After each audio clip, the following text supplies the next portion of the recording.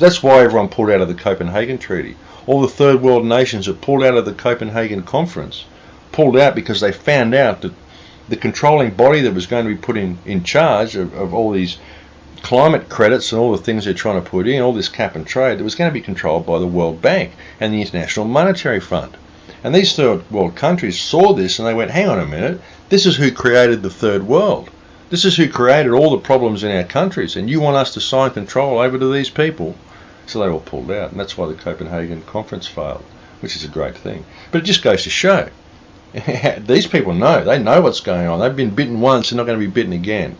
And they're recommending that we don't get bitten either, because that's what would happen. It wouldn't raise the lifestyle of the third world, it would simply degrade the lifestyle of the first world, the imposition of this whole Copenhagen Treaty. So it's really good that that failed, even though they did get the basic outline passed and they did get the basic guidelines through. But overall, it was a miserable failure, and that's a great thing.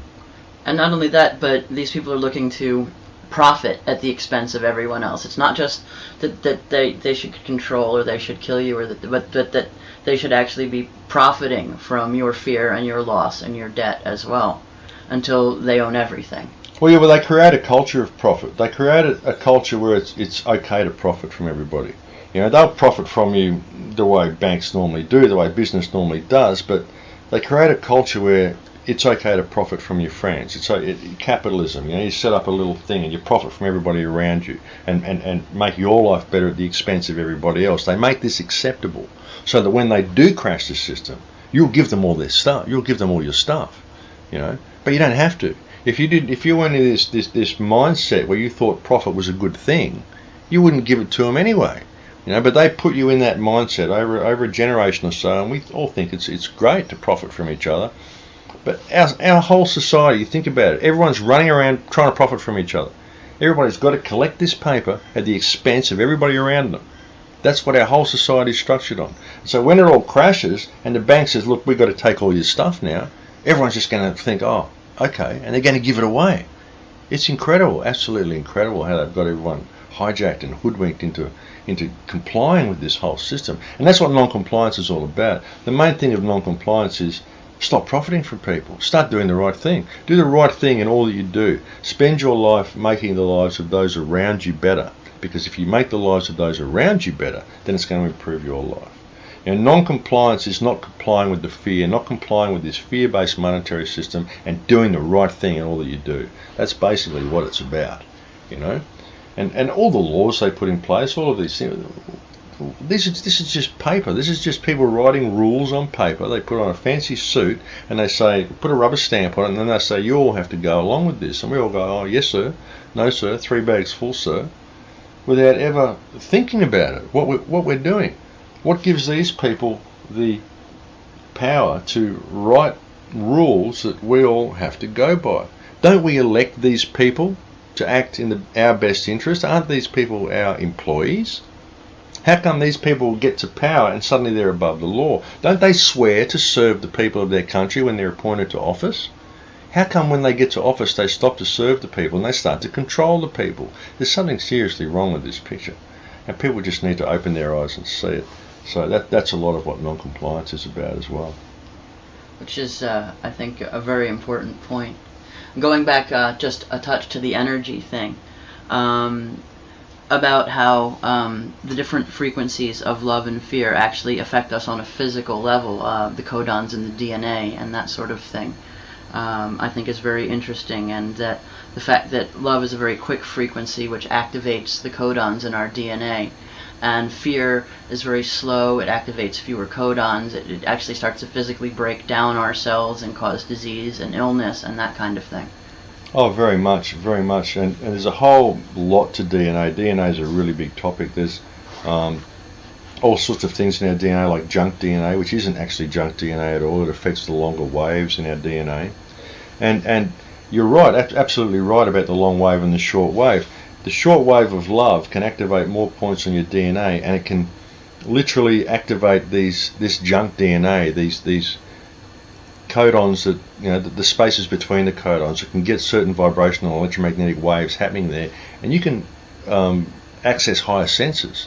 through accessing these certain electromagnetic frequencies, by activating these certain electromagnetic frequencies in your DNA, you can literally recode your DNA. Because we've only got 20 amino acids. We've only got 64 active codons. You know, there's so many more. There's so many more things we can do. We're only actually experiencing 5% of reality. You know, because of the state of fear that we're in. And everybody's in a state of fear, whether they admit it or not, because we're raised this way. We're raised to be in a state of fear without even knowing we're in a state of fear. But it's always dripping in the back of your mind that will I have enough money to pay the rent, or can I do this? Will I be able to eat? Or, you know, what am I going to do for somewhere to live? Or, you know, is the rent going to be going up? What about this inflation, taxes, the war in Iraq? There's little bits going on there. Will there be a nuclear war? Are aliens in control of the planet? I mean, whatever it is, there's always something going on in the back of people's mind that's just slowly dripping this little worry in there, you know. And really there's nothing to worry about at all. So it's really important that people try to stay in that state of love and understand how this works, and understand how it all, you know, emotions literally do create your reality, and they do affect you on a genetic level. And it's very important. This is knowledge that it's well known in ancient tribes, in ancient shamanistic traditions, in ancient Egypt, and all of these places. They knew all of this information, but this has been taken from us, and it's very important that people become aware of the power of their emotions to affect their own health on a genetic level. Even stress. I mean, you can't get sick unless you're in a state of stress. You know, it's on some level.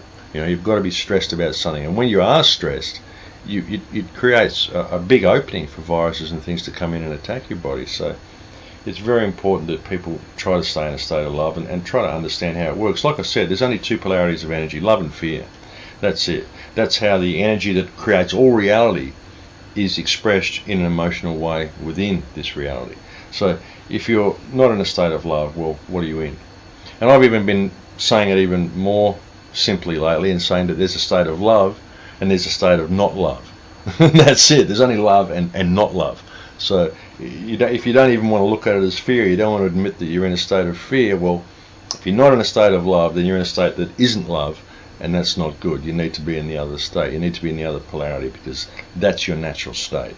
And that's what can improve your life and improve the lives of others and improve you on a genetic level, make you healthy, affect your reality in a myriad of ways. So it's very important, I think. And it can be quite a challenge in this day and age, you know, when you see the atrocities that are going on in the world, to remember that those committing them are, in a sense, mentally imbalanced and mentally ill, and that, you know, we need not hate them, but more we need to pity them in a way, because they're not capable of experiencing love and experiencing the reality of the energy field in its positive sense, and so they're sort of mired in the negative. Well, yeah, they're polarized. They're just polarized individuals. You can't hate them. You've really got to feel sorry for them. You've really got to understand that they need healing. A lot of these people, they don't even know that they are doing the wrong thing. You know, a lot of them think they're doing the right thing in their eyes. They're doing what they think is right for the world. They believe in all this war. They believe in all this stuff. They think that this is the way to improve things. They think that there is danger and all this sort of stuff. And you've got to pity these individuals, because they really do need healing. But when you understand that, as I've often said on a lot of my stuff, I've often referred to the fact that there's a single consciousness. There's only actually one of us here. And all the people in projection are simply different frequencies of that consciousness. So you've got to realise that these polarised individuals that are creating all the problem, they are simply like a physical manifestation of a fear-based parasite that has infected the collective consciousness. That's really all they are. And we are these people. We are each other. They are us. And what gives them power is our willingness to submit to the virus that they carry, the virus of fear. You know, that's what's happening. You know, these people need healing more than they need hurting. I really, really believe that.